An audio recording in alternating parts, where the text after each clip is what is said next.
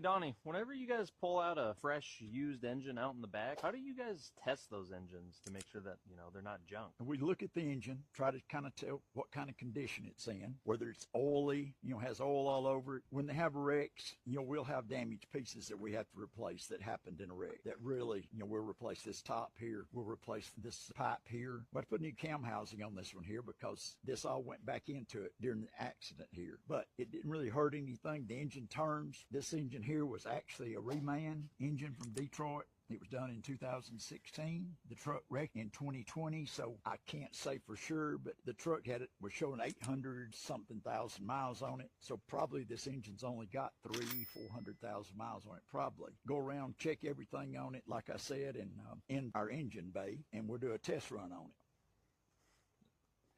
All right, we bring them in here, and we're kind of redneck country here. This is an old Volvo frame that I took and cut and made an engine stand out of. We use a Volvo bell housing back here to set our engine in the mounts back here, and then we move a front mount we need it to be, whether it's like an M11 or 3406 or an ISX. We can move our front engine mount back and forth. We've got our cooling pack here on the front. The first thing we do when we put these on is we try to plumb them up and put the water in them, or coolant.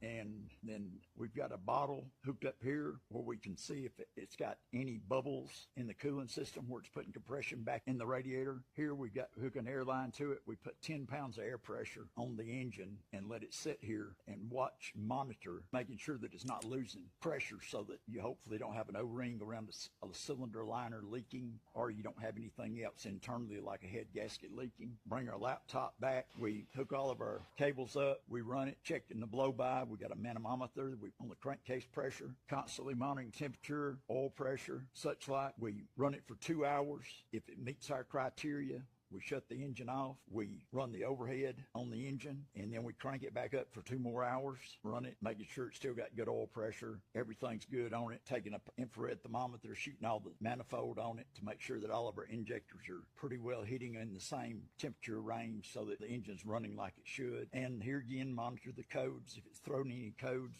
or anything while you've got it on the stand running. And then after 4 hours, this should be a good engine. Then we'll take it out to another stand that we got, and we'll stand it straight up, and we'll check the rods and mains in the engine, pull the oil pump off, inspect the oil pump. If it needs an oil pump, we'll put a new one in it. If it's good, we'll just clean it up, put the old oil pump back in it. We'll plastic gauge the bearings. If the bearings are in tolerance, we won't roll rods and mains in them. If they're not in tolerance, we'll roll rod and main bearings in. If it's like the DD15, we'll put a new oil suction manifold on it, new O-rings on the pickup tubes where